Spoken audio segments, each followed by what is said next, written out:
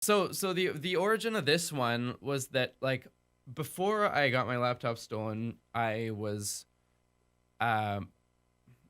I was approached by Beakerhead, which was a thing run by Jay Ingram, who's like a legend in Canadian like science broadcasting television, to do a piece specifically for his for this thing called Beakerhead, which was like this I don't know, sort of combination science festival and almost like Burning Man-ish type thing in Calgary, Vancouver. And he said, "Hey, would you be interested in like writing a piece and like that you'll premiere at this festival?" And I like it was a big leap of faith for him to do that, because honestly, had I had written like four of these so far, and I was really new and I didn't really know if I could pull it off. But they actually paid me enough to like make it worth my time. And so I had premiered it at Beakerhead, and right after that, when I was about to start producing, and that video is on my second channel, I think. If you want to watch like the Beakerhead performance, it's pretty cool. I do it like the live looping style, and then there's like a bunch of people come out on stage at the end. Like Jay Ingram's whole band plays in the finale, and there's like a robotronic bird. Um, yeah. So we heard trains saying, "Thanks for the apology. I think I'm deaf for life." Sorry about that. Yeah. Should I bring the volume of this down a bit? Let's bring the volume down a little bit.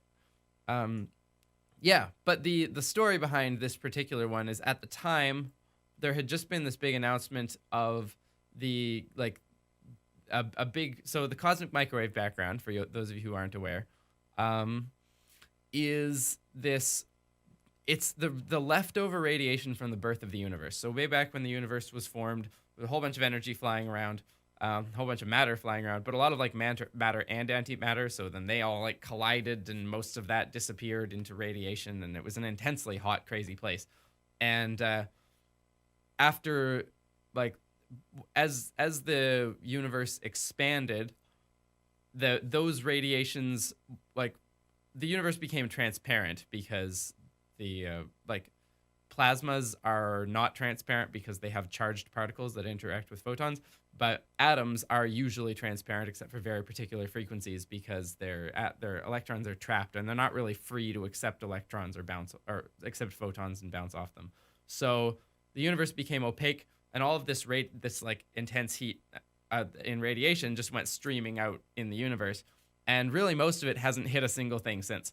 And it's just been propagating throughout the universe from everywhere to everywhere, but getting stretched out and cooled down as the universe expands, because as space expands, the wavelengths of light expand. So like when this radiation was initially emitted, like 100,000 years after the Big Bang, it was about the temperature of the surface of the sun. It was like 5,000 Kelvin or something like that.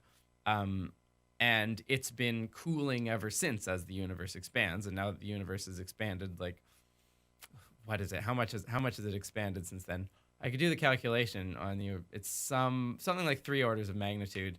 Um, it's so now it's down at like 2.7 Kelvin, and it's this like it's this microwave radiation that just permeates the whole universe. And so this was one of the great predictions of Big Bang Theory that was confirmed. It was like observed, and the people who observed it didn't know what they were looking at, and it had also been predicted. And then we were like, "Oh, this is that. This noise is that thing that we predicted that there would be noise if we looked in that range." And since then, it's been a great tool, because it's basically the furthest into the past we can look is to look at this radiation. Before that, the universe is opaque. There's nothing, like, you can't see further back unless you get into trying to do like primordial gravitational wave sightings and stuff. So really all you can do is look at that like surface. They call it the surface of last scattering. It's a surface that, from our perspective, is traveling outwards from us at the speed of light, because we're always seeing the same moment, or roughly the same moment in time, where the universe became transparent.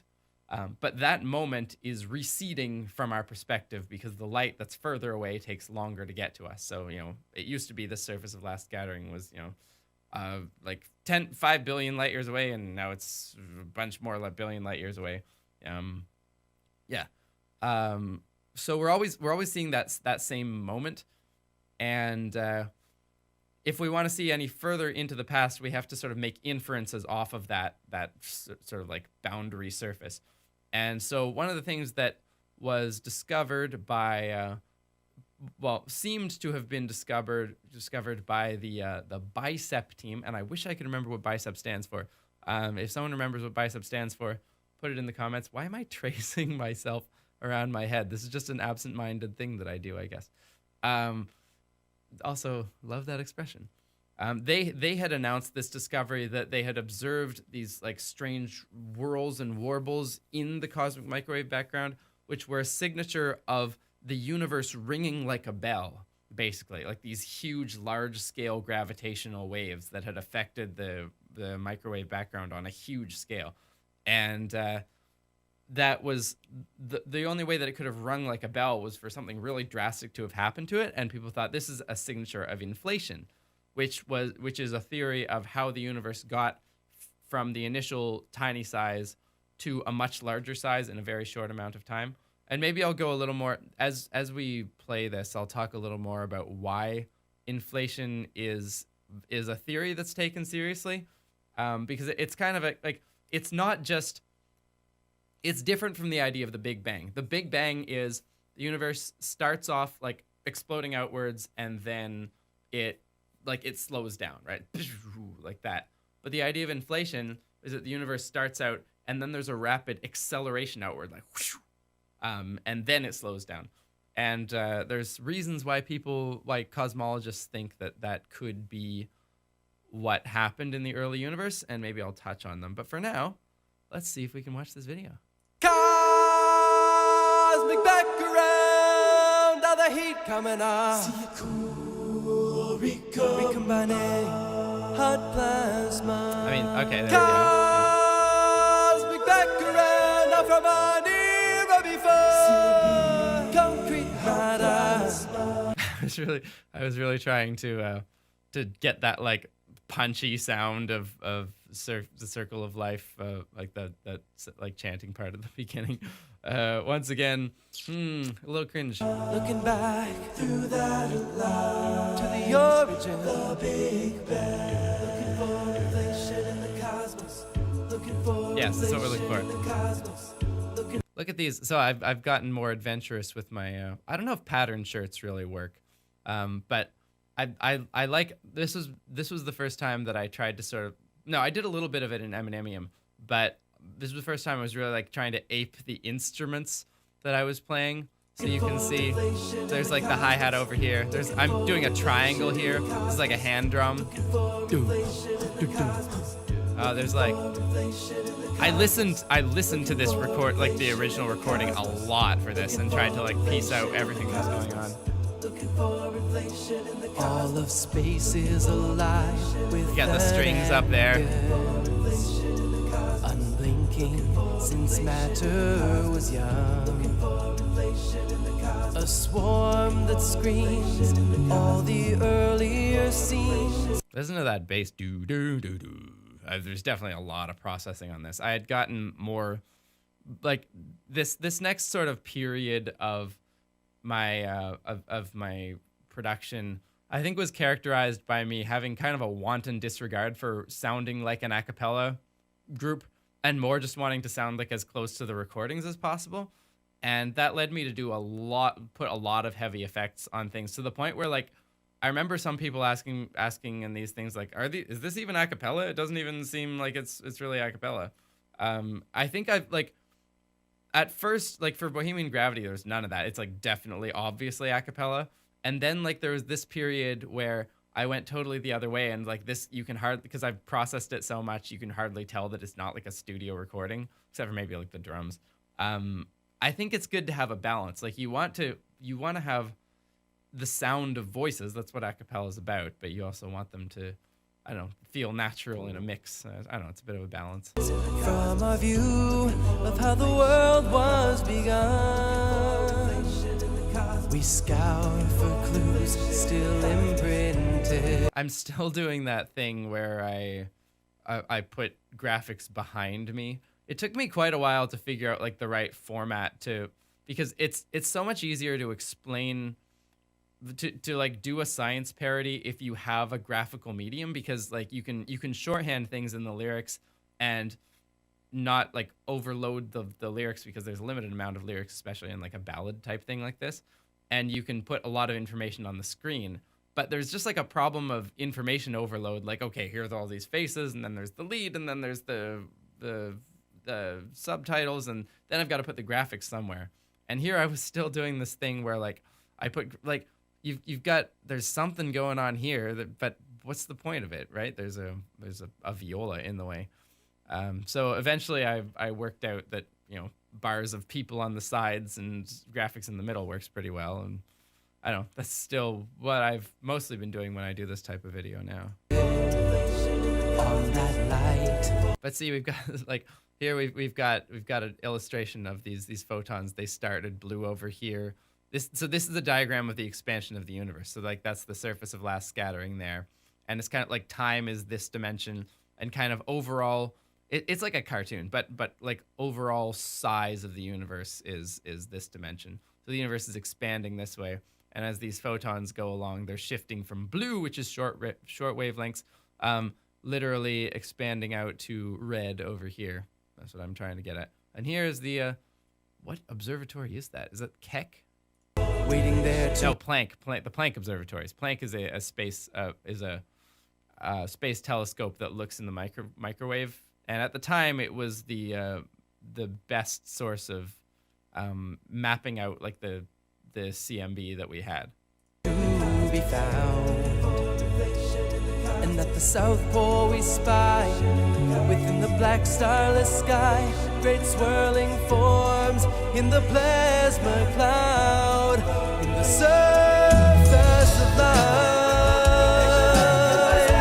Oh man, that sounds good. That still sounds really good. The bass is like, dude, there's a lot of effects on the bass for sure. We're still doing the piano thing in the corner. I see. I'm still on that, like, oh, this is a piano. People need to know it's a piano. How many people notice that? That we'll use to show if inflation's full. If you ever need to do a whole lot of science rhymes and you don't know how to pull it off, and it seems like there's too much, there's just too many lines, just start with Asian rhymes. And you can find infinite ones, right? Like that's all these backup vocals they're doing, like caught up in cosmic inflation. I can't even remember what they are because I did so many. Let's go back. I want to look at what the Cloud in the surface of light that we'll use to show if inflation's full.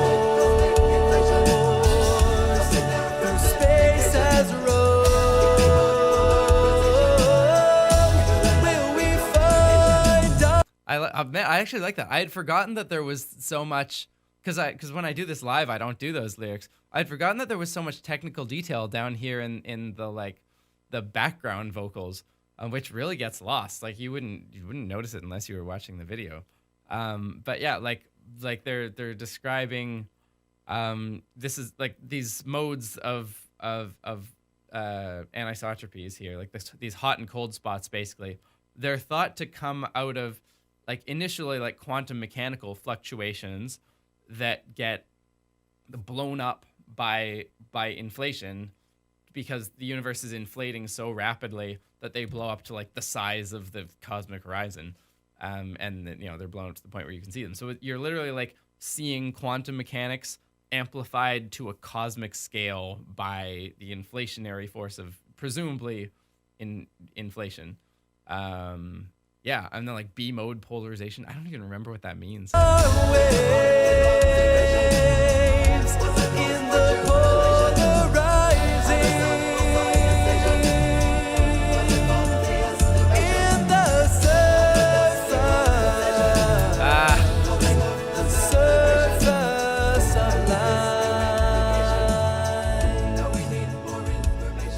okay, I must have I must have like wrote those lyrics for the background vocals like right before I recorded this, because I know when I wrote the song, I didn't know that it was going to be disproven.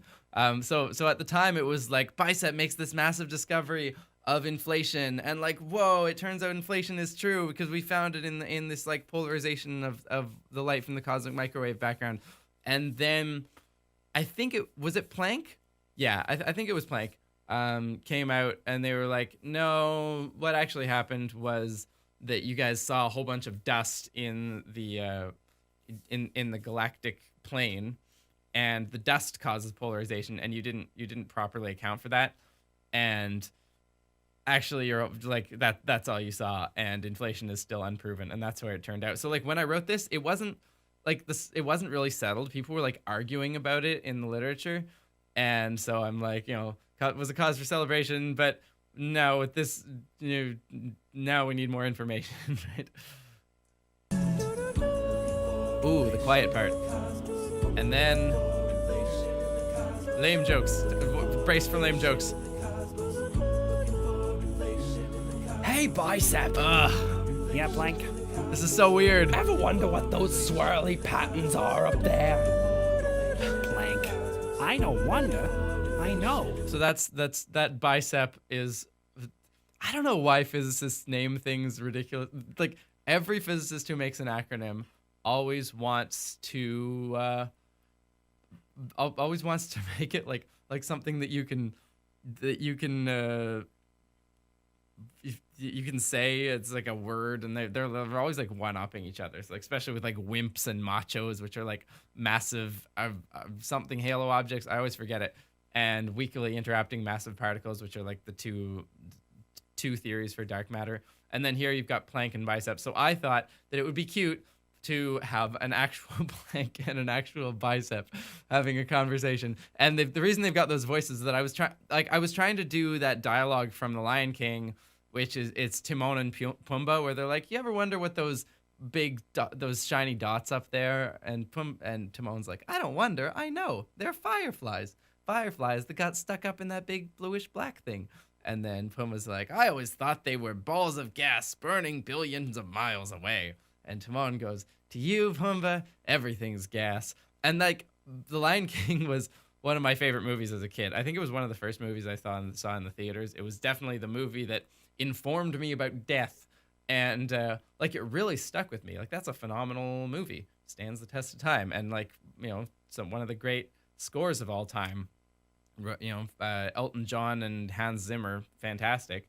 And so I had this deep, I've got pretty much the entire Lion King memorized. So of course I remembered this conversation. I was like, oh, wouldn't it be so cute to have an actual Planck and an actual Bicep?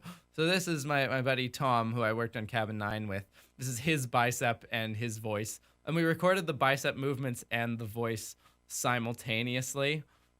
Just because it would be way too hard to synchronize them. So I was green screening his arm, and also he had the microphone on, and it doesn't work. It's not very good.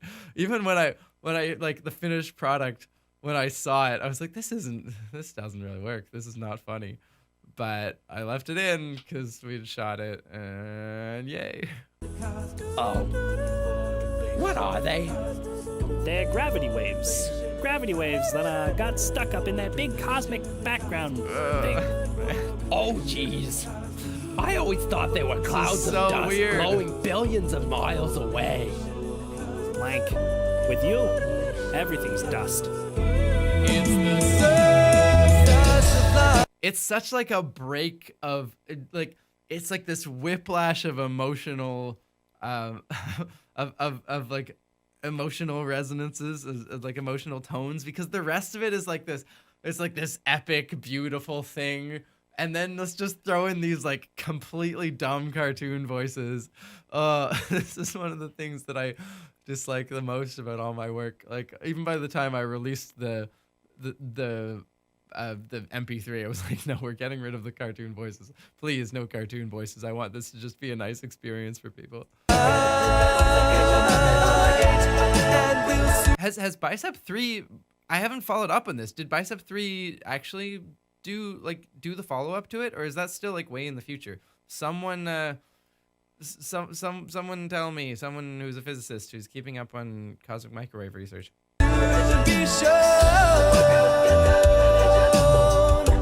if the daytime holds. That's a beautiful graphic in the background. I think that was the graphic it was the Bicep graphic that was released. Like all these swirling patterns are like the polarization patterns that it actually viewed. I mean, there's always when you're doing data visualization, there's always a bit of artistic license, like how are we going to visualize it? But that's like a pretty scientifically accurate image, and it's stunning. It's really cool. Or turns to dust. Will we find our ways in the polarizing? That's a hard note to hit. What is that? Rising. It's an A, and I still like my voice is a baritone voice, and it still always breaks at like a G sharp A. I can hit that on good days, but every time I have to hit one of those, I like this was pitched a little down from the original. I think it was like either a semitone or a whole tone down because I knew I couldn't hit it. But even then, like it's a real boomy tone on that. I'm not sure what's going on here with the swirl. I think I just wanted to do something interesting. Yeah. In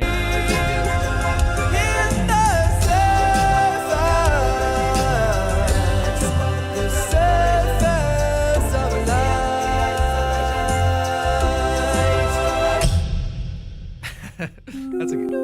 That's a good ending. I like that ending. Also, Hey, musical scientist. This is a long outro. I kept doing the long outros. This lab coat, I didn't have a lab coat until I went to Beakerhead, and they actually gave me this lab coat like to perform on stage, and I still have it, but I've stopped performing with it because like it's sweaty. If you perform on stage, if you're singing and you're wearing a lab coat and you're in front of a crowd and you're nervous, you just sweat way too much. And also, I don't know, like I'm not a chemist. I sort of feel fake in a lab coat. Like the actual physicist uniform is a t-shirt, so I tend to just go with t-shirts. Let's see what this. You want to watch the outro? Let's see the outro. Hey, musical scientists. Welcome to the rebirth of Acapella Science. Hope you Rebirth, enjoyed yeah. my sciencey take on a Disney classic. Look at how many things I'm gonna stop harping on this. But look, there's this parody that Tom and I did on this other channel. We have like 3 musical projects. We have the live version. We have the buy the song on iTunes, subscribe, Bohemian Gravity poster, see playlist. There's way too many things.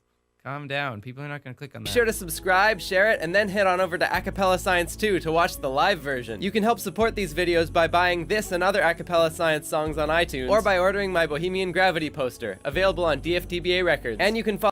Yeah, DFTBA was carrying that, and now they're not. They took us I think 5 years to... No, maybe not 5. When was this? But it was like 4 or 5 to sell out of them. And then I got an email from them saying your order quantity on these is way too low for us to justify a reprint. So I'm no longer working with Bohemian Gravity, but I made like a dummy merch store on Teespring, and I've been waiting to launch it because I've been wondering about doing like a rebrand of overall like my graphics and stuff.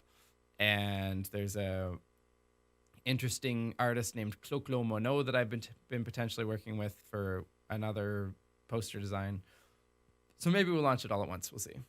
Follow Acapella Science on Facebook, Twitter, and Instagram to stay updated. Shout out to Tom Zalatni for supplying the voice acting and the beefy bicep for Bicep. Click over there to watch our liturgical Broadway parody on his channel, or take a look at some of my other musical projects. Tim Blay Music, my extremely sporadic, serious music outlet, or The Electric Radio and Ruben War, where I provide guest... Yeah, it's just too much. vocals. Quick thanks to NASA, the ESA, Planck, and Bicep2 for their hard work and their amazing data visualizations, especially those beautiful all-sky maps from Planck. If you'd like to understand more about cosmic microwaves, inflation, or the whole I do think I'm getting better at, like, I've definitely stepped up at this point in talking to the camera once again. I'm doing a little bit of the shouty thing, like I don't know, I feel like everyone goes through that period where, like, once you realize that you can't talk the way that you're gonna talk to a normal person, or like the way you're gonna talk when you're afraid to a camera. You get into this kind of like, hey guys, I'm Tim Blay and this is my channel and I'm just speaking a little more loudly than I should because I'm not sure what to do.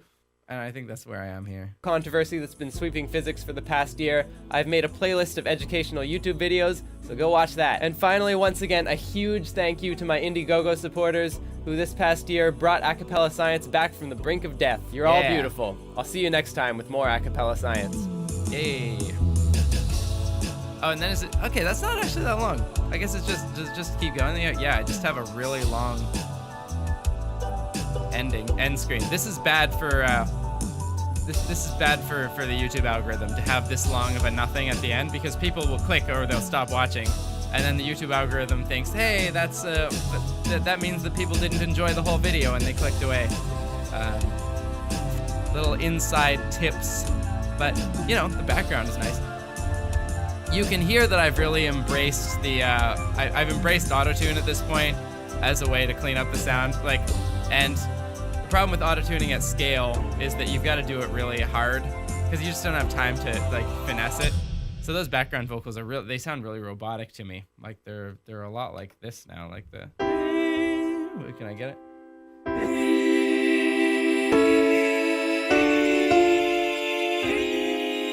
You know.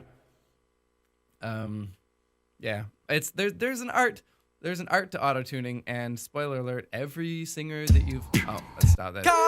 Hey, what are you doing? Stop. Okay.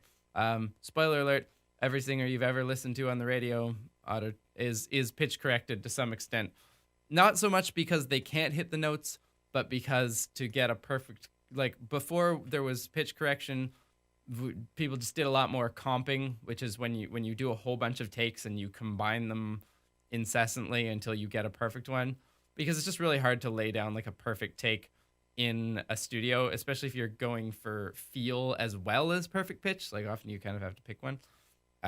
So most people do auto-tuning to some extent, and there's ways to do it tastefully, and then there's ways to do it that make you sound like T-Pain.